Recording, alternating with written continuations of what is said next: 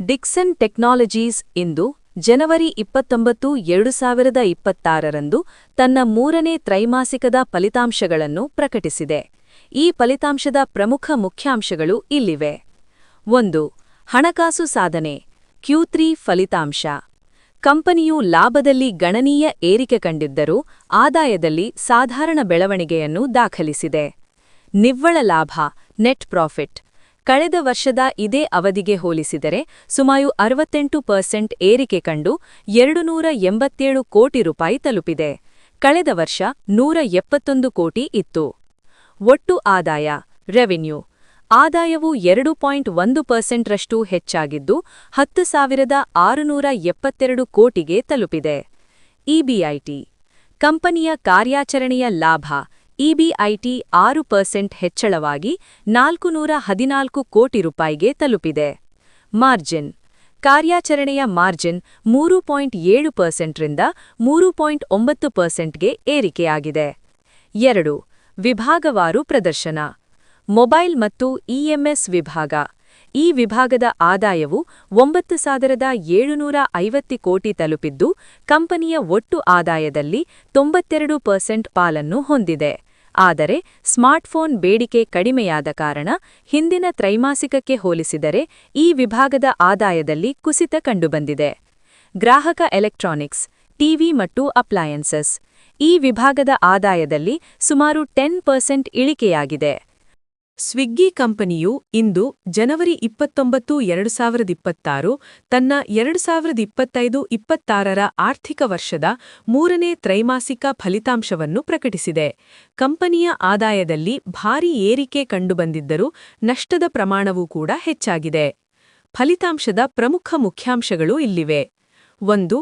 ಆದಾಯ ಮತ್ತು ನಷ್ಟ ಒಟ್ಟು ಆದಾಯ 6,148 ಕೋಟಿ ಕಳೆದ ವರ್ಷಕ್ಕೆ ಹೋಲಿಸಿದರೆ ಇದು 54% ಹೆಚ್ಚಳ ಕಂಡಿದೆ. ನಿವ್ವಳ ನಷ್ಟ 1,065 ಕೋಟಿ ಕಳೆದ ವರ್ಷ ಇದೇ ಅವಧಿಯಲ್ಲಿ ನಷ್ಟ 799 ಕೋಟಿಯಷ್ಟಿತ್ತು, ಅಂದರೆ ನಷ್ಟದ ಪ್ರಮಾಣ 33% ಏರಿಕೆಯಾಗಿದೆ.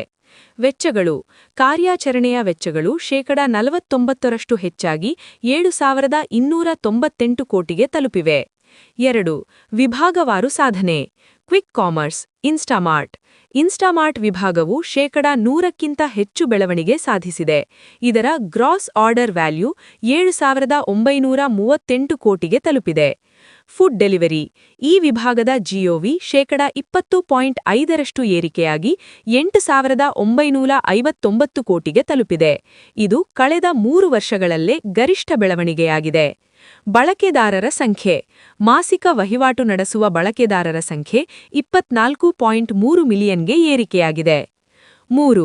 ಷೇರು ಮಾರುಕಟ್ಟೆಯಲ್ಲಿನ ಸ್ಥಿತಿ ಇಂದಿನ ಬೆಲೆ ಇಂದು ಮಾರುಕಟ್ಟೆ ಮುಕ್ತಾಯದ ವೇಳೆಗೆ ಸ್ವಿಗ್ಗಿ ಷೇರು ಬೆಲೆ ಸುಮಾರು ₹327.40 ಫಲಿತಾಂಶ ಪ್ರಕಟವಾಗುವ ಮುನ್ನವೇ 1.1ರಷ್ಟು ಏರಿಕೆ ಕಂಡಿತ್ತು. 52 ವರ್ಷದ ಗರಿಷ್ಠ ಕನಿಷ್ಠ ಬೆಲೆ ಸ್ವಿಗ್ಗಿ ಷೇರು ಇದುವರೆಗೆ 474 ಗರಿಷ್ಠ ಬೆಲೆ ಮತ್ತು 297 ಕನಿಷ್ಠ ಬೆಲೆಯನ್ನು ಕಂಡಿದೆ.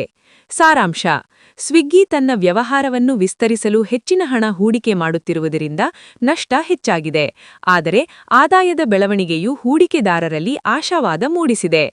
ಮಾರುಕಟ್ಟೆಯಲ್ಲಿನ ತೀವ್ರ ಪೈಪೋಟಿ ಮತ್ತು ಕಾರ್ಯಾಚರಣೆಯ ವೆಚ್ಚಗಳು ಕಂಪನಿಯ ಮುಂದಿರುವ ಪ್ರಮುಖ ಸವಾಲುಗಳಾಗಿವೆ. ಟಾಟಾ ಮೋಟಾರ್ಸ್ ತನ್ನ 2025-26ರ ಹಣಕಾಸು ವರ್ಷದ ಮೂರನೇ ತ್ರೈಮಾಸಿಕದ ಫಲಿತಾಂಶವನ್ನು ಇಂದು ಅಂದರೆ ಜನವರಿ 29, 2026ರಂದು ಪ್ರಕಟಿಸಿದೆ. ಈ ಫಲಿತಾಂಶದ ಪ್ರಮುಖ ಮುಖ್ಯಾಂಶಗಳು ಇಲ್ಲಿವೆ. 1. ಆರ್ಥಿಕ ಫಲಿತಾಂಶದ ಮುಖ್ಯಾಂಶಗಳು Q3 FY26 ನಿವ್ವಳ ಲಾಭ ನೆಟ್ ಪ್ರಾಫಿಟ್ ಕಂಪನಿಯ ಏಕೀಕೃತ ನಿವ್ವಳ ಲಾಭವು 705 ಕೋಟಿ ರೂಪಾಯಿಗೆ ಇಳಿಕೆಯಾಗಿದೆ. ಇದು ಕಳೆದ ವರ್ಷದ ಇದೇ ಅವಧಿಗೆ ಹೋಲಿಸಿದರೆ 48% ಕುಸಿತ ಕಂಡಿದೆ. ಆದಾಯ ರೆವೆನ್ಯೂ ಕಾರ್ಯಾಚರಣೆಯ ಮೂಲಕ ಬಂದ ಆದಾಯವು 16% ಹೆಚ್ಚಾಗಿದ್ದು 2,184 ಕೋಟಿ ರೂಪಾಯಿ ತಲುಪಿದೆ. ಲಾಭ ಕುಸಿತಕ್ಕೆ ಕಾರಣ ಕಂಪನಿಯ ವ್ಯವಹಾರ ವಿಭಜನೆ ಅಂದರೆ ಡಿಮರ್ಜರ್ ಸಂಬಂಧಿತ ವೆಚ್ಚಗಳು 1,960 ಕೋಟಿ ರೂಪಾಯಿಗಳು ಮತ್ತು ಹೊಸ ಕಾರ್ಮಿಕ ನೀತಿಗಳ ಜಾರಿಗಾಗಿ ತಗುಕಿದ ವೆಚ್ಚಗಳೂ ಸೇರಿದಂತೆ ಸುಮಾರು 1,600 ಕೋಟಿ ರೂಪಾಯಿಗಳಷ್ಟು ಏಕಕಾಲದ ವೆಚ್ಚಗಳು ಲಾಭದ ಮೇಲೆ ಪರಿಣಾಮ ಬೀರಿದೆ. 2. ವಾಹನ ಮಾರಾಟದ ವಿವರಗಳು. ಪ್ರಯಾಣಿಕ ವಾಹನಗಳು ಪಿವಿ ಎಸ್ಯುವಿ ಮತ್ತು ಎಲೆಕ್ಟ್ರಿಕ್ ವಾಹನಗಳಲ್ಲಿ ಉತ್ತಮ ಪ್ರಗತಿ ಕಂಡುಬಂದಿದೆ.